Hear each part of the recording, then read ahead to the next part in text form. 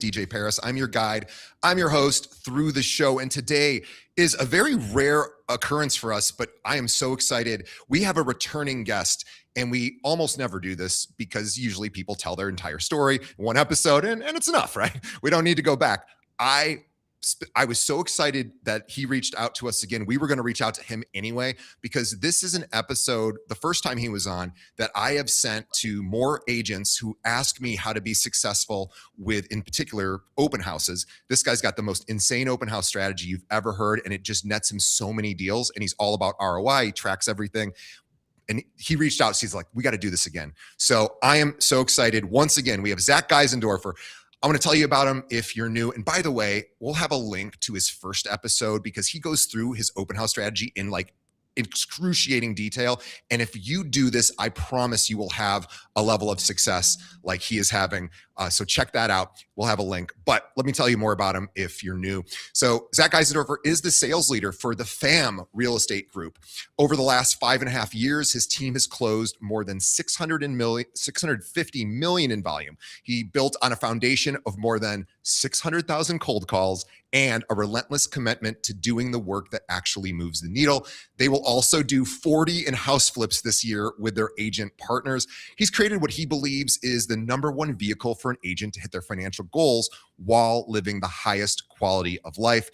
Beyond running his own team, Zach trains top team leaders across the country on how to attract the right agents into their environment so they can build something high profit that adds to their life instead of taking from it. His philosophy is simple: the work works. Success isn't about shortcuts or hype. It's about showing up every day, holding the standard, and building an environment where people rise. Born and raised in SoCal, Southern California, Zach lives in Laguna Niguel, which, by the way, is like paradise, basically, in Orange County with Rachel, the love of his life. When he's not building the business or coaching team leaders, you'll usually find him near the water. You guys need to follow him on Instagram because he does unbelievable things there. It's Zach Zen Real Estate, ZACH, Zen Real Estate. We'll have a link to that in the show notes. Zach, welcome back. Thanks, man. I appreciate it. I'm excited. Episode 1 was a blast, so I knew episode 2 would be a fun one. Yeah, I am so excited to have you back. We sometimes get guests that reach out and I'm like, I don't know, we think we hit everything last time.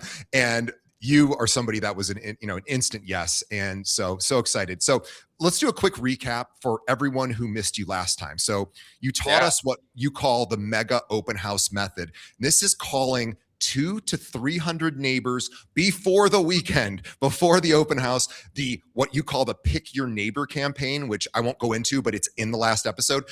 Basically knowing the house better than anybody. So let's give our audience the 60-second version. So if someone is hosting an open house, and I know it's hard to do in 60 seconds, but if someone's hosting an open house this weekend, what are 2 or 3 things that turn it from a hanging out on the couch, hoping people come in, into real money? Yeah, it's really simple, honestly. So you're right. It can be a long checklist, as in it's work to do. But if you think about it, if you can just have 2 or 3 years of mass momentum, like of crushing it, you'd never have to do that work again. And so if you can just lock in on something like open houses, like a mega open house, it doesn't take too long to build just a crazy pipeline out of it. Like your pipeline growth is absurd. So if you have an open house this weekend, okay, a few things that you need to do. 1, study the house. Okay, study it. You should know it more than the neighbors do. You shouldn't be asking the neighbors, okay, for information on the house. Like you should already know that information. 2, find the 50. I'll make it even smaller for you, and just find the 50 closest neighbors. Call your title rep. Go to something like Mojo, RedX. There's a million companies that you can do it from these days, and just dial the 50 closest neighbors on a double tap, which means you call them, they don't answer. You call them one more time. Okay, and you call them again. And then the very last one is post it. So perception is reality. And so a lot of us complain that, Instagram's hard because I don't have anything to post and I don't know what I'm going to talk about. You guys, they literally make TV shows about what we do for a living. And they're like some of the highest viewed shows that exist. And so you have this opportunity to post before the open house, during the open house, and after the open house on your Instagram. And the verbiage that you need to use is, I'm selling a house this weekend, not, oh, I'm hosting an open house. Hey, I'm here in Oceanside at 2334 Baker Street, and I'm selling this house this weekend. and all of your audience on Instagram, all of your friends, all your family, all they see is you selling a house every single weekend. I love that. Wow. Amazing advice. No more open houses. I'm selling the house this weekend. Come on by. You got to see this thing before it sells. I Yep. love it. I'm selling a house. It's way more exciting than I'm hosting an open house. And and how many open houses are you guys averaging a weekend now? So I'd say an average is probably between 15 and 20, and then we'll have some big weekends, where it pushes closer to like 30 plus, open houses. But an average is about 15, and we're doing a lot of signs. So an average weekend for us is about a couple hundred open house signs that are out, in our market. Wow. And you also sometimes do open houses for listings that aren't yours, correct? 100%. So any brokerage that you're part of, like EXP, for example, we're part of EXP. We have a Slack channel, that literally goes to all the local EXP agents and stuff. We're just like, hey, find me. Do you have any open houses this weekend? Who wants to host? Needs someone, etc. And we'll find on average about 15 to 20 outside open houses per weekend that we can go and host. I So there's love that. no stopping. There's no, oh, I can't find an open house. Like there is always an open house in your market to hold. You just need to find it. So here's the story I don't think you've told yet on our show. So before all the open house success, you helped grow your team from about 5 agents to 40, which is incredible. And at one point you added something like 25 agents in 2 weeks. So take me back to that stretch. Did it feel like you had cracked this code? Yeah, so I was originally an ISA when I first joined FAM. My business partner now, Francis, hired me as an ISA, and that's where all the cold calling, and everything came from. But so after a year of partnering together, I stepped in as sales manager, and part of that is agent attraction, and bringing in the right people into the environment to thrive. And so we left ERA where we were at prior, ERA for EXP. And we went over to EXP. And so we were like, cool, we're just going to hammer this thing. And we did. We gained like 30 agents in like 30 or 40 days. Like it was just, I mean, boom, we ran ads, job ads. We were calling, we were texting, doing emailing. We posted it. Like we really just hit it hard on all angles, never really doing it before. And what happened is our environment was not designed to handle that many people, especially that quickly. So everything got ultra stress tested, Right. and a lot of it broke, actually. So that was actually the following 90 days was the lowest production that we've had, probably ever as a team, lower than us being 5 or 6 agents. Like it was just a total chaos, that went on where, like I said, the ecosystem was not designed, to handle something like that yet. So our winning solution actually was to reshrink down, to about 10 agents, rebuild the systems, I mean, ultra bulletproof, like presidential limousine, bulletproof. And, now that we have all these strong systems, we're at over 50 agents right now. We've done about 600 plus million in the last, in the last 5.5 years. And we're on this really, really good flow, but it's because we took the time, to really build all the proper systems, like our open house system, our SOI system, that we do seller leads versus buyer leads, because we like the conversions better, on seller leads. So we went through all the different pillars of the business, bulletproofed it, built it, stress test it, and now technically I feel like it could handle 1,000 agents, if we really wanted it to, but yeah, it was chaos at first for sure. So that had to be really humbling because you had all this success in the first part, which is ultimately the hardest part, which is recruiting. Yeah. And then you weren't ready for you weren't prepared for the amount of success that you would have. And sometimes, people do this all the time where agents will say, well, I want to do luxury. And I'm like, do you? Because if you've never sold a $10 million home or a $5 million home, it's not like selling a $300,000 home. Like you have to go find the buyer. Like you don't just get to list it on the MLS and wait for the buyers to come. I mean, maybe if you're lucky, but it's a whole different game. And if you get that listing and you're like, don't have any strategy to actually get it sold, you're going to not want that listing. It's going to actually look bad. So I hear this. So let's talk about when you rebuilt. I want to hear, what was the first system that you're like, we have to build this now that we're down to 10, we have to rebuild. What's the first system that you built? So crucial, absolute number one, and I think this is where nobody take this personally, but I think this is where a lot of teams drop the ball, is onboarding. It's that first initial experience of an agent coming on the team and putting them in their path to win. Because the quicker they get into production and earning GCI, the better it is for the agent, the better it is for the team, and everybody's happier. And so a lot of team leaders that I talk to, their number one issue typically that they're dealing with is, how can I quickly get a new agent that joins our environment into production? Because think about it. If you're the team and you have this code where I can get an agent into production really, really fast, and get them to momentum. One, there is your agent attraction right there. Yep. Two, you're not stressing out as a team leader, and three, the agent's not stressing out, and you're in this abundant, high production environment, because we all know helping an agent that's in momentum is a lot easier than helping an agent out of momentum, to do what they want to do. So we broke down, what is an agent going to go through when they onboard into our environment? And that's where we designed Fam Camp. So it's this 2-week boot camp that we run. I love it. And it's 1 hour a day via Zoom in the morning, 7 to 8 a.m. So we're testing if a group of people can be on a Zoom at 7 a.m. for 2 weeks. Okay. Week 1, we focus all on tech and tools. So our CRM, Sisu, because we're big Sisu users, how to use the TC team, all of the tech that they have in their tool belt, their flyers. We have a marketing team, how to have the marketing team do stuff for you.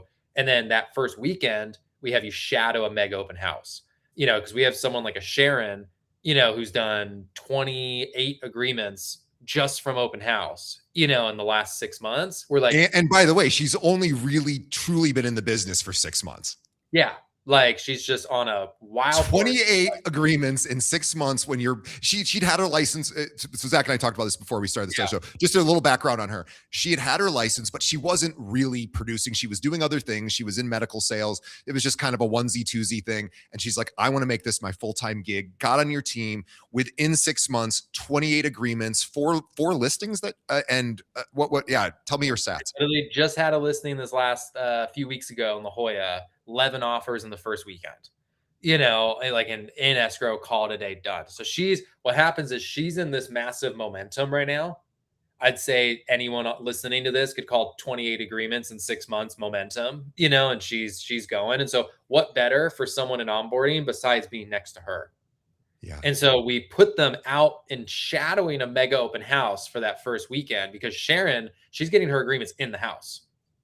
Like, people are signing in the house with her before they leave to be her agent. And so as a fam camper, you're sitting there watching that and going like, holy shoot, you're like, this is crazy. And so then they come back in for week 2. We go through sales processes, leads, signing a buyer, buyer benefits, because we offer all these benefits to buyers, etc. We go through the sales aspect of it.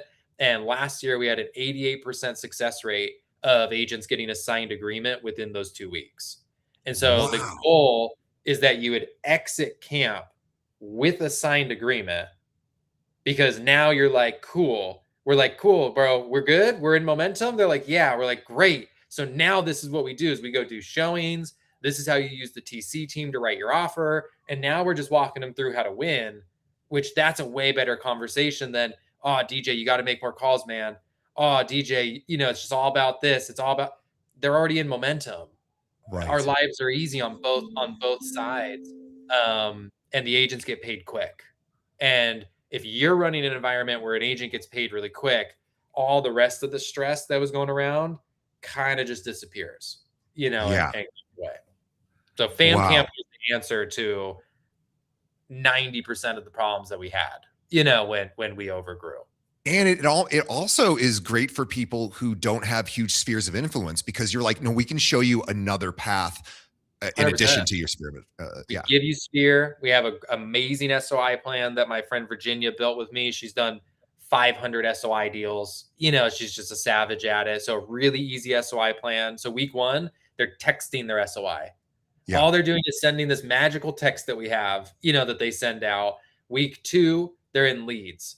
So like within 7 days, you're on leads, calling leads, trying to book an appointment, and going for it.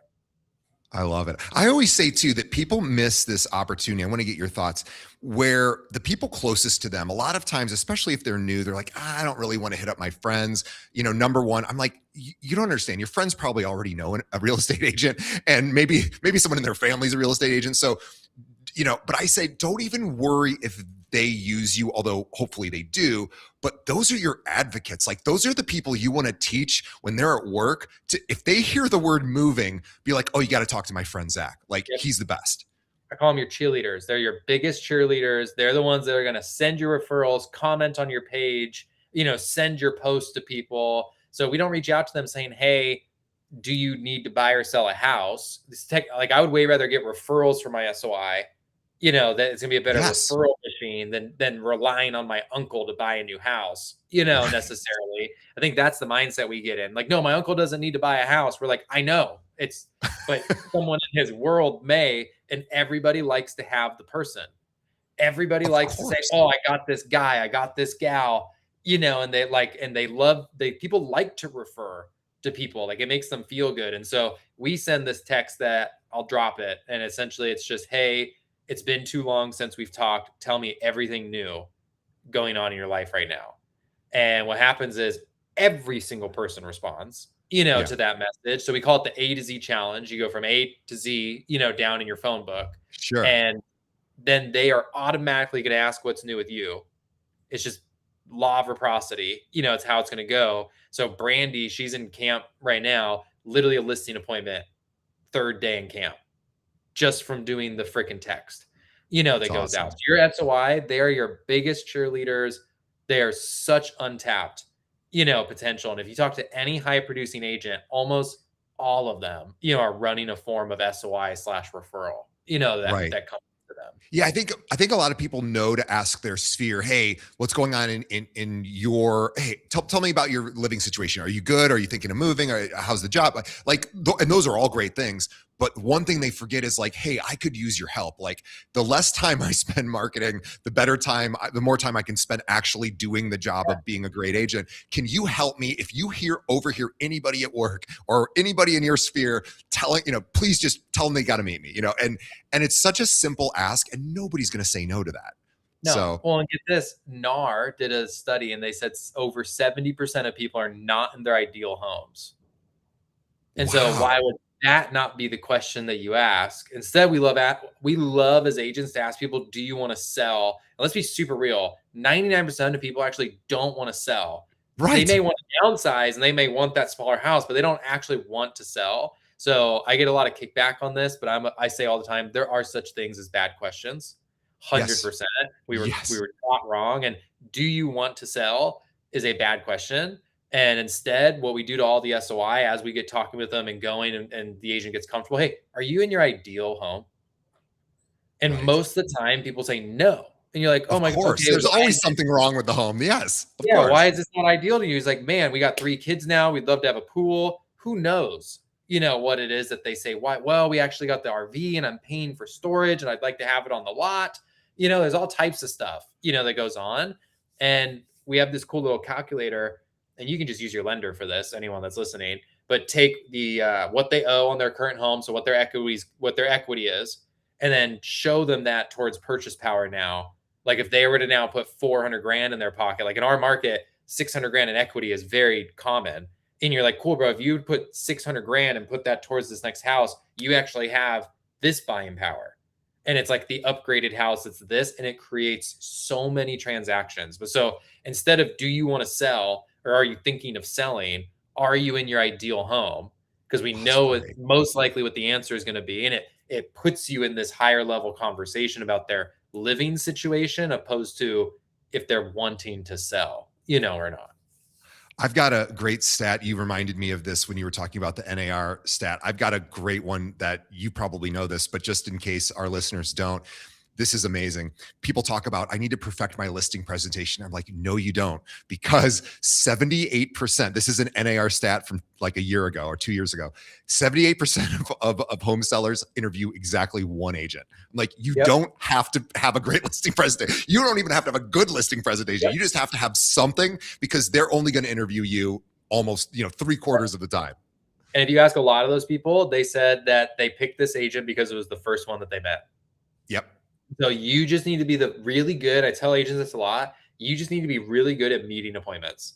If that was the only metric that you tracked, and this goes for team leaders too, screw every other metric that you're tracking for your team and just track met appointments, because you can guarantee that if people are out meeting people, real estate's going to happen, because just humans naturally are picking that first buyer's agent they interview, the first seller's agent. They're not I'm not saying everybody. Some people interview the 12 and, then they battle to the death to the one, and, they go all crazy with it. But most people, like you just said, are just picking one agent, that they meet somewhere. And so if you just get really good at, I can meet, let's just say 4 appointments a month, meet one new person every single week, you would be in such a flow, of momentum. I had heard Brian Tracy, who is kind of an older self-help guy, but he had this Yeah. great stat that was so simple. He said, if you want to double your income, double the number of prospects you have in your, or double your appointments. It's like, Yeah. oh yeah, I don't even have to get better at the job. I just have to double the amount of stuff I Yeah. do. If all I do is think about how do I get in front of more people, even if I never get better, which you should get better too. But yeah. Okay. I'm going to talk a little bit about building a team, because I've interviewed hundreds of agents, and so many agents think the team is the solution, and it can be, and your team is crushing it. So you're like, I think your team is maybe more the exception than the rule, which is great for you. But you're also, well, actually, I got a different question. I'm going to talk about cold calls, because people hate making cold calls. It's just inherent in us. It freaks us out. We think we're bothering people. Of course, we're not. I always say you're not bothering people if you're not bothering people. Like, if you're not actually being annoying or selling something, there's no reason to be afraid.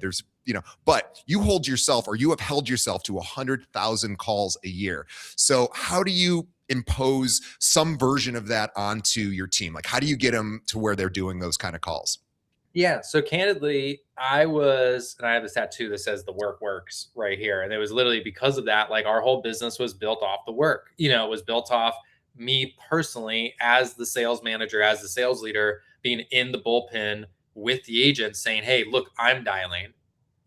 And so what happens is they dial. But Yeah. what we love to do is say, hey, I'm going to go be in my office over here checking emails and, doing this thing, but you should all go cold call, and you should all go call these FISBOs and these expireds. But you need that like shiny light at the end of the tunnel. And so if it's not you that's going to do it, you have to at least have an agent, like one agent that you're going to do it. And so if you can just enroll one person to really get into it, what happens is you then bring them on one of the team trainings and say, hey, look, Ashley just booked 2 appointments yesterday from FISBO, and she's like a first year agent. They go, what FISBOs, what script, where did you dial? What time of day did you dial? And then they start nitpicking this whole plan apart, and they're going to do what they see someone doing working. So if you can get just one agent to do it, you're good. And now you just need to build momentum around that one agent. But if you don't have an agent that's going to do it, it sucks to suck. You got to be that person Yeah. that literally just goes stands in the bullpen. And I did like 400.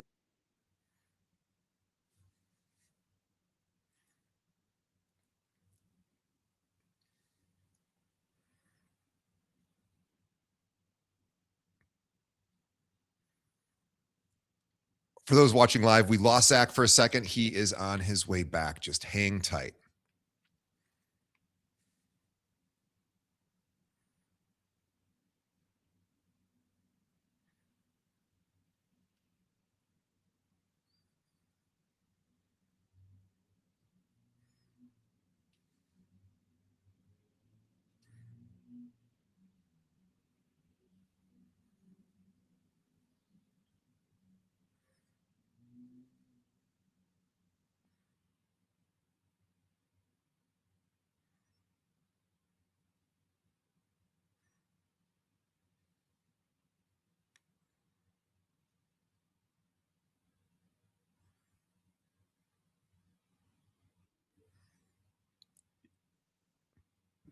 Are we back? You're back. Okay. I don't know what happened, but I just unconnected from Wi-Fi and reconnected. Yeah, you're good. So I want to talk a little bit about um, between being a team lead, a manager, a producer. You kind of are doing it all. So talk about how you figure out how to spend your time. Yeah, I'd say shout out to Brian Charlesworth on this one. He's the owner of Sisu. I had to sit down with him and he ripped my calendar to shreds. It was like we think a lot that we're out helping, that we're helping the business and we're doing everything we can. But he looked at my calendar and said, if you look about 80% of your time, it's not going where it's most valuable, which means it's not the most valuable for the business. And so he's like, what do you actually enjoy doing? Like what are you like actually passionate about doing? And for me, it's agent attraction on a high level. It's the GCI, like watching an agent go from doubling their GCI over 12 months, stuff like that. Like I have fun in the trenches, answering the calls, doing the Zooms and all this. But, someone like Frances, like my business partner, for her, like we're going to do 40 flips, this year with her and the agent partners, like her time's more valuable doing that. And that's what she's super passionate about, and that's why. So my number one thing always when I get asked this, because I work with a lot of teams, is what part of the business do you actually enjoy doing? That's where you're going to perform the best, most likely. And so like go do that. So some people love numbers and they love to handle back end and the finance and making sure the team is profitable. And some people love sales coaching, and then some people don't want to even be near agents, and they're like, I just yeah, I just want to, kind of be leader at the helm, be the visionary or whatnot. So find the part that you're really passionate about and do that. So for me, it's GCI coming in, which means how many agents do we need? How many leads do we need? What conversions do we need to focus on, to make that happen? And that's where I'm genuinely happy doing every day, so that's where my time now goes. I That makes sense. I like that. So spend your time doing the thing that you would do more than anything if you could, and then maybe delegating the rest or hiring out the rest. How do you Yep. figure out where to do that? Yeah. Partner, delegate, VAs and AI are an amazing thing, these days. You guys, my AI, like my Claude is my assistant, like it does so much for me throughout the day. So there's a lot, it can be scary to delegate out. And sometimes we look at this, oh my gosh, what if I bring on this $50,000 a year salary? Like what is that to my overhead? Just look at it at 90 days instead of looking at the whole year. Cause you're not paying 80, like 50 grand right now up front, for this person's salary. So do like a 90-day sprint. The way we did it, we bring someone in, we work with them for 90 days, and really test this relationship and see if it's benefiting me, if it's benefiting them, and if it's working. And then if it is, we keep it, and now you have like, you hear a lot of these people say that first hire was the best hire I've ever made, and they tell this like big story about it. It's because it's usually the scariest one. You're jumping over that initial hurdle of delegation. So like, even maybe you run a team right now and you don't like being a team leader, you could literally outsource a team leader, and you could work on the part of the business that you're super passionate in, and give them a percentage of the GCI, that comes in or something like that. But yeah, so like there's so many different ways to delegate out if it's not what you love to do. Cause I'd say the biggest brag that I have about fam is it's not the production, it's not the number of agents, etc. It's that we're genuinely happy with the business that we're running. And so a lot of team leaders and a lot of agents ask us like, why are you guys happy all the time? It's because we're legitimately happy with the business that we built, around us as a team, which I'm sad to say is not usually the case, for a lot of team leaders. And so it's because we've chosen to do what makes us really happy, and it always trickles down from the top. And so if you're not happy with what you're doing and you're like struggling to get to the office and hating the drive there and like it's all this negative, that 100% trickles down to the rest of the team now, and you wonder why you have a an environment that isn't really what you want it to be. And it's because it always comes down from the top. So we got really happy. That came down from the top. All of our agents are super happy, and we get to be happy now with this environment that we run. But yeah, we have 6 full-time VAs essentially, that are taking everything from marketing to back end tasks to whatever. and just like you hear everybody else say, it was the best hire, we ever made, best decision we ever made. And we should mention too that Southern California is it's not like this unbelievable market right now for realtors. Like it's tough. North Counties, I think it's still a seller's market there. Inventory's tight. It's not that you guys are still facing the same hurdles everybody else in the country is facing. Yep. We're in a weird transition right now. We're kind of right in the middle. We call it a transitional, period for us where it's like some listings are sitting on market, and price reduction, price reduction, price reduction. And some of them are getting 11 offers in a weekend, and really hitting and slamming. So right now for us, it's a pricing game, for sure. So an agent really does have to go in super confident, to talk price with a homeowner. I'm publishing a short form reel today. By the way, if anyone isn't following me, you can find me at delphin.paris. That's DELFIN because you probably would spell it with a PH. Anyway, I'm doing a video today about why you have to price it right in the first week because there's all this stats that say even if you price it 3 to 5% higher than you should, it's going to sit for weeks and weeks, and then you're going to have to price cut.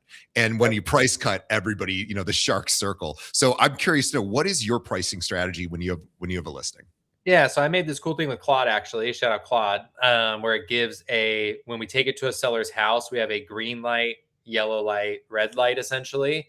And so green light being around 10% below market value, it kind of depends on the area, of course, but if we just take a rough average, it's probably around 10% below, what we think it would actually sell for on market. Yellow being right in line with the competition, so if all the comps or listed competitions at $8.99 and you list at $8.99, we're gonna have a slow, longer sale, and we're probably gonna have to price drop. And then red being over, what the competition is at. So we sit there and we show them, we say, hey, green meaning good, this is where we should be, is about 10% below. And then right below that, we have a page that shows a list of about 87 properties that we've done it for. And we show the list price and the sales price. And it's always, our average days on market right now for our team is 11 days. So it's like you're going to sell quick, and our average home right now, like we had 4 homes just going escrow, all of them had 10 plus offers in the first weekend.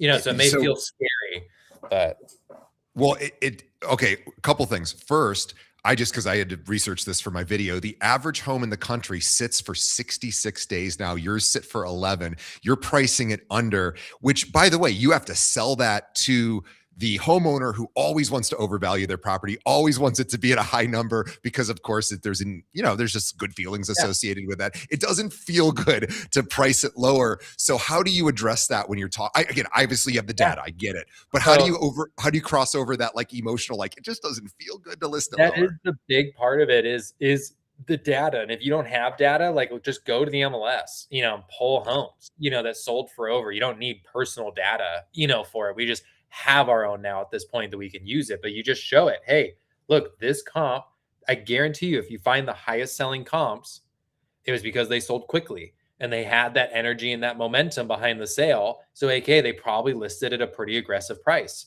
and so, like, for example, the condo we just did in La Jolla, the homeowner really wanted to list that at, I think it was like 850, or something like that. We're like, no, like we need to be at 799. Like 799 will be it, I promise.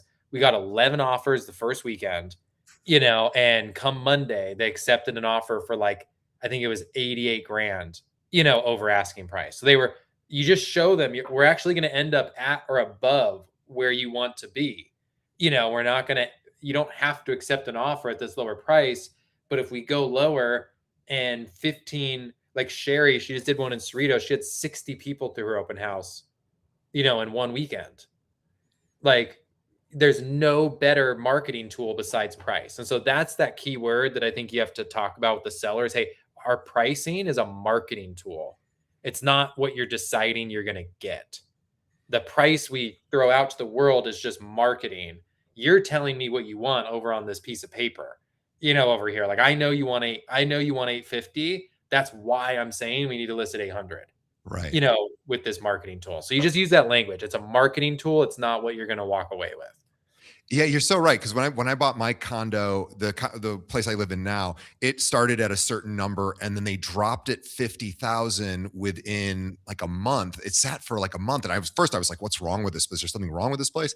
Turns out Yeah. there wasn't. But as soon as I saw that drop, I'm like, "Oh, I can get them for more," because they obviously our price this wasn't priced right, and you're right. The psychology of that, buyers see that and they're like, "We can get them Yeah. down." So, oh, that's so smart. And it's Um, easy. And you just show them the data. Like I said, if you don't have personal data, just go pull it. Ask Claude. Ask Find me 10 Claude. homes. Yeah. Find me 10 homes, here that listed for lower than what they sold for, and literally just go show them, that You said something at the beginning I want to just circle back to because you were saying like when doing open houses, you have to know more about the property than anyone even in the neighborhood might know. And the cool part is we now have AI that can kind of do that for us. So you could literally type into AI, tell me everything you know about this property, the surrounding areas, what would an interested buyer want to know? Give me fun facts, and it'll just give you all this information. And that now you all of it. seem way smarter. I'm sure Yeah. your agents probably do all that. Yeah, the biggest thing I learned with AI is to give it an outcome instead of a how-to. I think we love to give AI how-tos, Yeah. like, hey, go do this and do this. I just give it an outcome. So give it the outcome saying, hey, I have an open house this weekend. Outcome, I want to know this neighborhood better than the neighbors do. Yeah. And, it will just, and it will do that. It will make you, know it better than the neighbors do. So yeah, give your AI an outcome. Even like, we've had Claude analyze a property to say, who's the avatar buyer? And we brought it with us to a listing appointment. It was literally, hey, this is who we think the avatar buyer is, for this Yeah. house. Tell me what other agents showing up with an avatar buyer already Yeah. lined out, Nobody. for your Yeah. home. No one's talking about that. So That yeah, that's get that's really great. brilliant. It's funny. So I teach AI to agents, and okay, we're in June. So last November, it was all about prompt engineering and like how do you write the perfect prompt, and that's Yeah, kind of gone now. You don't actually need to write. You used to have to say, give it a role, say, hey, you're going to act as an advertising executive or a top agent. Now you're right. You just have to give it the outcome. It pretty much figures out all the other stuff. And I mean, AI is just always changing so 100%. much. Um, It's I I want to I want to talk about because inventory is tight pretty much everywhere. One thing we haven't talked about is how to get buyer offers noticed. So you're in a situation where when you guys have listings, you're getting, dozen offers, not, weekend one. How are how do you train your agents on, hey, you're probably in a multiple offer situation when you're working with buyers. Here's how to get your stuff noticed. Yeah, so I'll be super candid with you. We write aggressive offers. So we tracked it last year. We haven't tracked it for this year. We had almost a 90% offer acceptance rate last year. Like it was like we write really, really strong offers. And a lot of this actually starts in your buyer discovery, where we're setting that expectation with the buyer then instead of when it comes time to write the offer. So we tell them, and it's one of the ways we sign a lot of clients in open houses, that we have a 7-step offer writing process, because people always like a process or a system. And so we tell them, hey, during this buyer discovery, we're going to walk you through that. And so essentially we walk them through one, like offer what you want to offer. Don't play games. Don't, if you're willing to pay 800 for it, don't offer 750. Like Right. offer 800. Like we're going to enter escrow where, we may come across some stuff.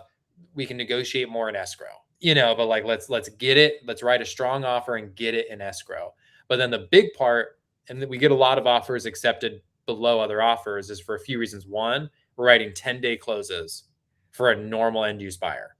And Wow. so that is the number one thing by far that will come in 20 grand below.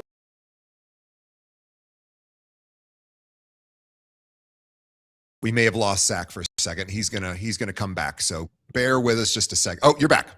There we go. We'll win an offer 20 grand below, like what the other one's at, because with us, you're getting your money in 10 days. So you just talk with your lender. We talked with our lender and said, what do we need to do to try to approve every client for a 10-day close? And so all of our clients are going in saying, I'm willing to close in 10 days because I'm getting a discount, from the seller in return, in a way. Right. So then you have to go to your partners though, like your inspector and everything, and say, hey, are you guys ready, for this 10-day close? And essentially we have prepped our environment and our partners to be ready to run a 10-day close, over and over. So because obviously on a 10-day close, you're shortening your contingency periods, you know, etc.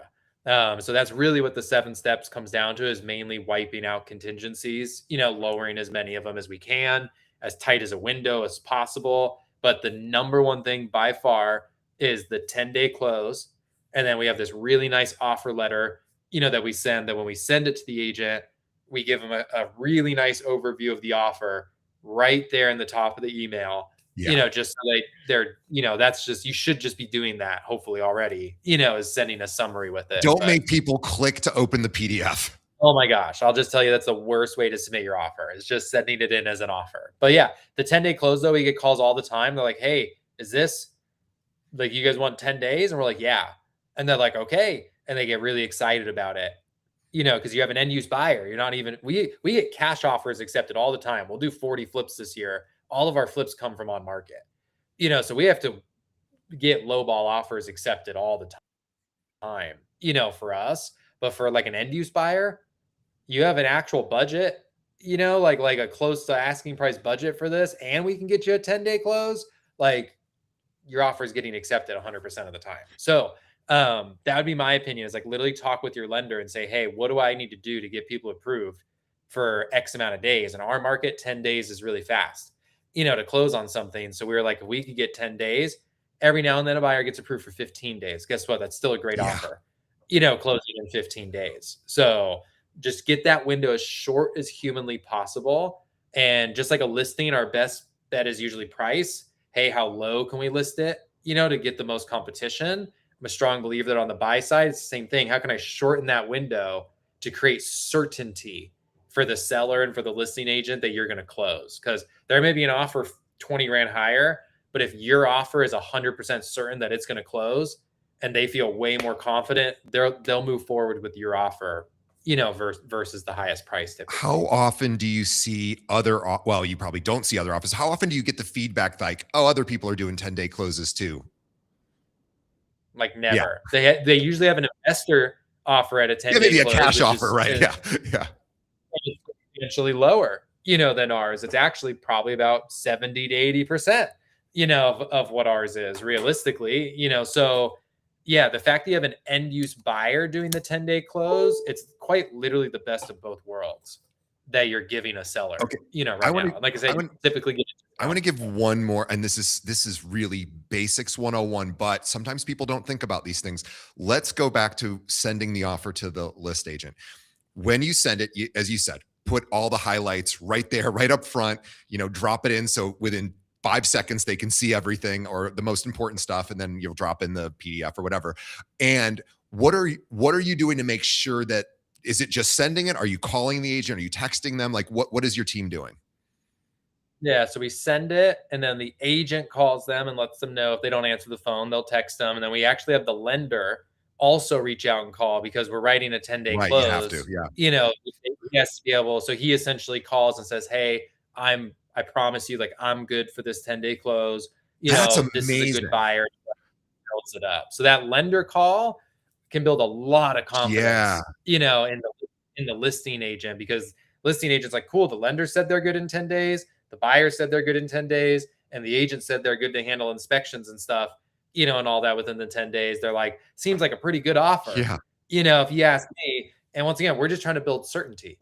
That's the number one thing a seller wants. So yeah, the lender call is when huge. You guys have listings, how often do other buyer agents have their lender call you? It happens for sure, but it's rare. It's definitely, like, if we talk out of offers, it's for sure 1 out of 30, 1 out of 50, or something like that. Like, it's super, super low. We'll get emails a good amount from the lender just being like, hey, my name's Jeff. And it's like, to be honest, I just don't think the email. No, you got to have a call. Yeah. Like, you got to just call. And if they don't answer, our lender will send a video, a quick phone video, and just be like, hey, my name's Julio. I'm calling to talk to you about our offer for you on blank. And he just, you want them to like you. Like you do. You want them to like you, be certain in you. And the listing agent will do the job for you of selling the offer, because that is genuinely the one that they feel the most confident, Right. in And also the forward one with. they get paid the fastest on too. Let's be honest. I mean, that's a We're motivator. together. We're on the same Yeah. boat together. You want it to close. I want it to close. Seller wants it to close. Buyer wants it to close. Lender wants it to close. Like everybody wants it to close. And so the fact that we're giving you a 10-day close shows you how badly we want the So the first close, and the we're first step is not. getting the buyer to that window, because you probably have to say to the buyer, listen, we have to get you to a 10-day window before we make an offer, because that's our trump card. And we got to do Yep. this. Our lender's going to get you there, but you got to get there with them. And then, like, do you have to have those conversations sometimes with buyers? Really simple conversation, but yes, all the time, because no buyer, obviously it sounds super stressful, especially to like a first time buyer. Is like, what, we're going to close in 10 days.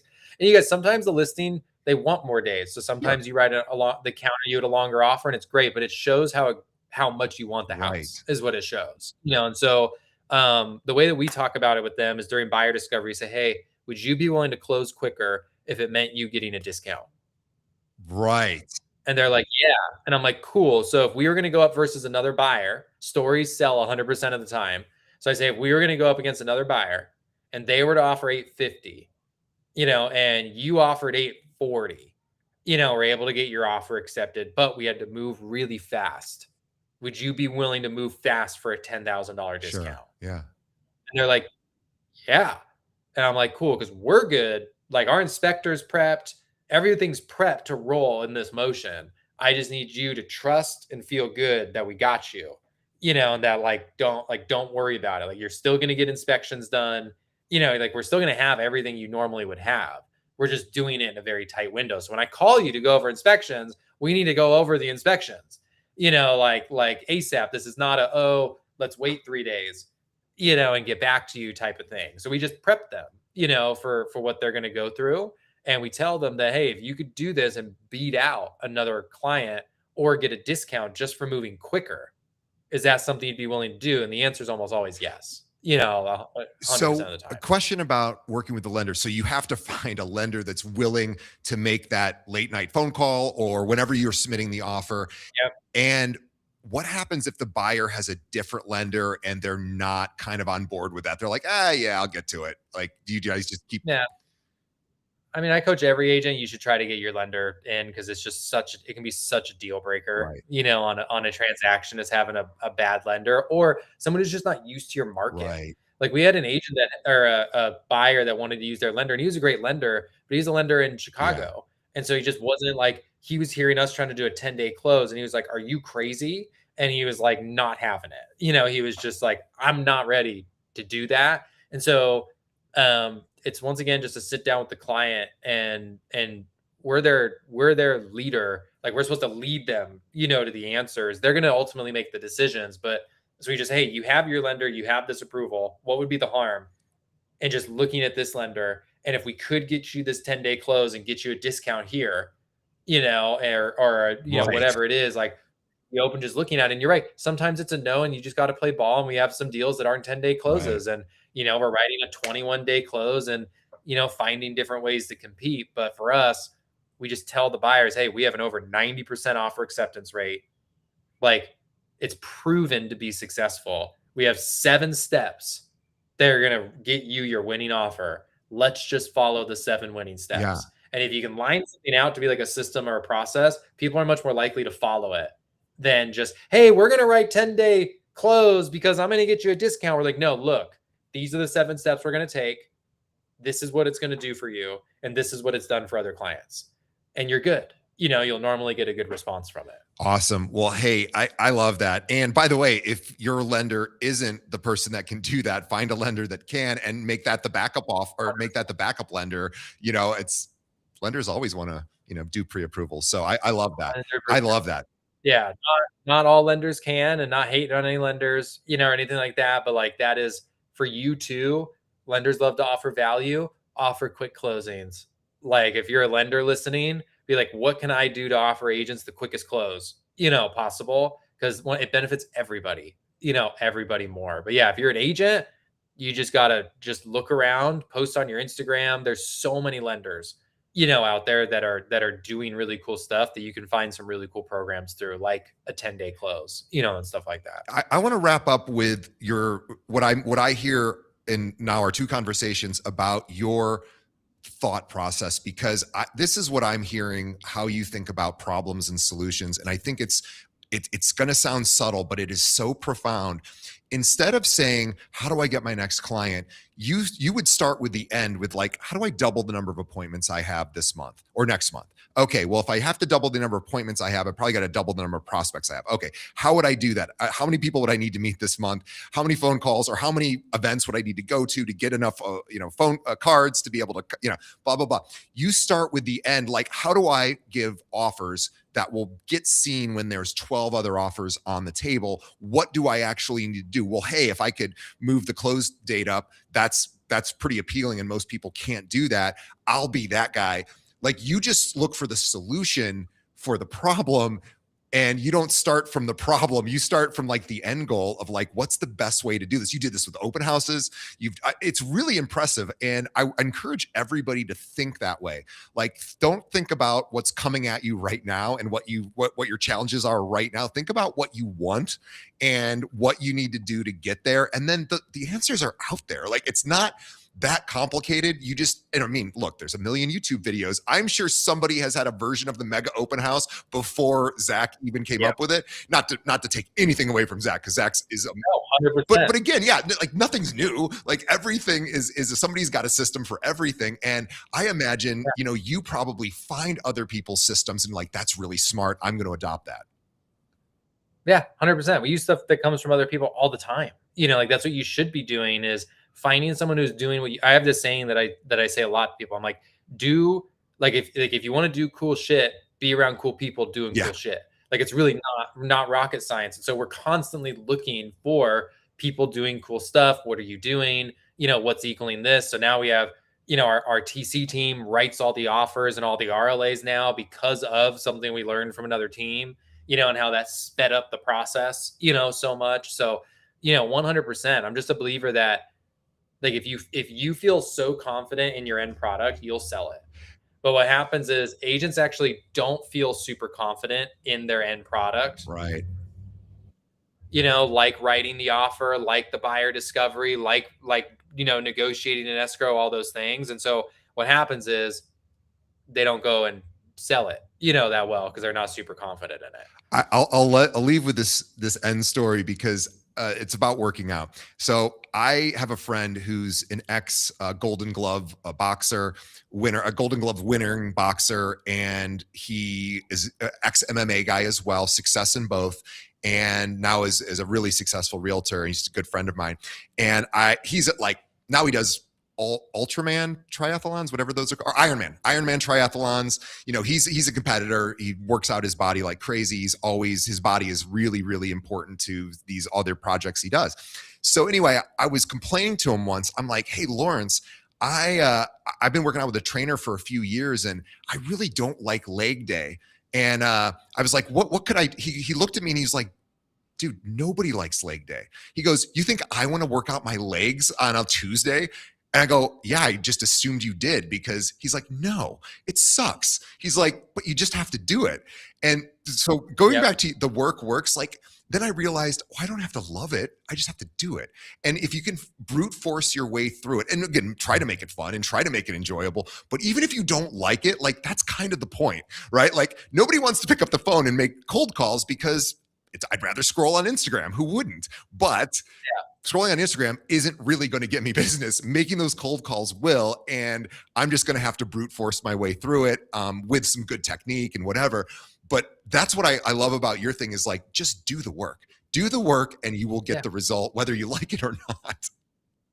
Yeah, like, it's going to happen. And I know it may seem tough now. You're like, oh, I don't want to go spend, hours prepping for my open house, or, dialing those FSBOs or whatever. But like, it gets you, what people don't realize is it gets you out of it quicker. Yes.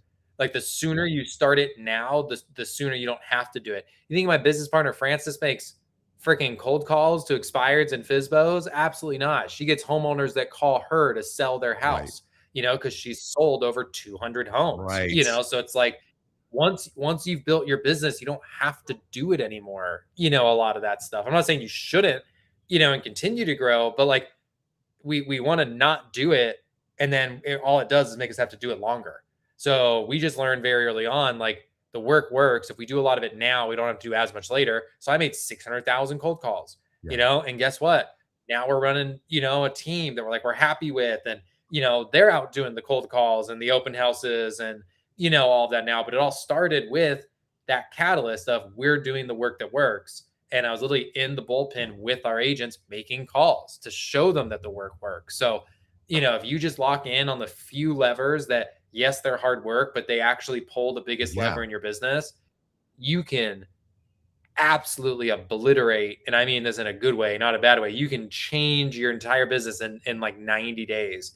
Like, think about it, we've almost doubled our team size this year. Like 90 days, a lot happens, in that period of time. So like, do a 90-day sprint on just doing all the hard shit, that you constantly don't want to do. And you're guaranteed to be in a different place, than you were 90 days I didn't prior. want to go to the gym this morning at 8 a.m. and get pounded on by my trainer. Like, that's not what I wanted to sleep. But I knew that if I want to have a good ride through the rest of my life, like, I'm going to have illness, I'm going to have things in my body break down, because that's just life. And if I don't want those things to completely take me down before they should, like, I better get to that gym. It doesn't mean I have to kill myself, but I have to work out pretty hard. I have to put myself in the pathway of a little bit of discomfort, actually a lot of discomfort, but it's worth it because, number one, there's a pride aspect of it. I just did something hard, and like, there's nothing that feels better than that. And you're going to get better at it as you keep doing it. And maybe it won't seem so miserable as you keep going, because especially with cold calls, you're like, oh, this isn't so hard. Like, or rather, it's not so defeating. Like, once in a while, maybe someone gets mad at you, but who cares? Like, it's no big deal. Like, you survive. It's okay. And sometimes somebody says yes, and you're like, oh my God, I just did that. And so you're right. It's just do the things that work, do the things that are hard. If it's not hard, you probably shouldn't be doing it, I guess, is really the point. 100%. And I heard someone say something today. I thought it was hilarious. He's talking to someone cold calling, and the person was scared of getting like negative feedback. And he's like, bro, you're safe. Yeah. Like, nothing's going to happen to you. Like, you're safe. Like literally nothing could happen to you right now besides win. Like, that is all that could happen, because guess what? Like, you're safe. Yeah. Like, you not wanting to post on Instagram, you're safe to hit post. Like, nothing's going to happen. Nothing's going to hurt you, or like attack you or anything. So, we act like we're entering battle, by clicking post or, making a cold call, or something like that. We're like armoring up and, doing all this stuff. Like, you're safe. You're good. And even if you do make a mistake and you piss somebody off, you just go, oh, I'm sorry. Like, no big deal. It's just moving on. On to the next. Yep. On to the next. You just move on. And, like, I promise you just get in this crazy momentum. And that's why I give Sherry on our team a huge shout out. She's signed 13 listing agreements in the last 30 days. Wow. And all of it just came from, we sat down and looked at her business, and she was like, what's missing? I'm like, conversations. That's it. Literally everything else is good. And she had a ton of conversations, in 1 month. She signed a batch of listing agreements from different people. And then one of her church, someone she knows at church, said, hey, I really see you in momentum. I love what you're doing. I love your energy. She goes, I want to give you 8 homes to sell. Great homes. So you get in this momentum, and people like to be around people, that are in momentum and that are flowing. It's like, the sooner you get calling, knocking, opening, whatever it is, that you're doing for the legs of your business, like, just do it, and do it on a high level that makes you feel good. Don't do the bare minimum. Because you're going to get bare minimum clients, which sucks. No one wants. And people look at Sherry and probably go, how did she get so lucky? It's like, oh, she didn't get lucky. There's no luck. She just put herself in the way of opportunity by doing the things that impress all other people. Like, that's all it is. Forced it. Yeah. Yeah. People want to be around people that are in momentum, that are high energy. And, you got to do that for yourself. No one else is going to do it for you. Well, so, but do the things to put yourself there. Continually impress me. You can impress our audience. I'm such a big fan of Zach Geisendorfer. Also, by the way, if you're an agent and you're looking for some coaching, looking for some help, Zach might be able to help you. Maybe he can't, but he will tell you. He will give you some good advice of where to go, but he wants to chat with you. So reach out to him. You can find him on Instagram, Zach Zen Real Estate, ZACH. Oh, by the way, if you have people moving into Southern California, Zach would love to talk to you too, because hey, referral partners are great too. And he has people that move out of Southern California. California, a lot of people leave California. So there's, especially if they go to Texas, right? If you're in Texas, you should be calling Zach, being like, hey, if anyone's moving out, you got to talk to me, and I'll vice versa. So he wants those relationships, but also if you just want guidance and help, this is a good dude. He has come on our show 2 times. Think about how much time he has. I know he doesn't have any time. He's just too nice to say it, but he doesn't have this time, and he gives it to us for free. And so do him a favor, follow him on Instagram, Zach Zen Real Estate. I even like Zach so much. I was like, Zach, you got to come on our show every month. And he goes, and Zach says, I don't have time for that, man. I can't do that. And that's how much I love this guy. But you got to take care of him, follow him, do what he's doing. He's just a good person. He figures out things, and he's willing to share it with you. And he doesn't look at anybody as competition. He's just a really nice guy. So Zach Zen Real Estate. And again, follow him there, and also reach out to him if you're an agent in another area. Maybe you could partner up. Maybe you guys send each other referrals or just learn from each other. So do that. On behalf of our audience, Zach and I say thank you. On behalf of the audience, Zach, once again, another killer episode. We're so grateful that you come on our show. We appreciate you. And as always, best way that everybody can help us grow as a podcast, tell a friend. Think of one other agent that you know that needs to hear this episode. Shoot them a link for us. We appreciate that. Also, leave us a review, whatever you're listening to us on. Let us know what you think of the show. It helps us grow and support our sponsors. And we will see everybody on the next episode. Thanks, Zach. Appreciate you.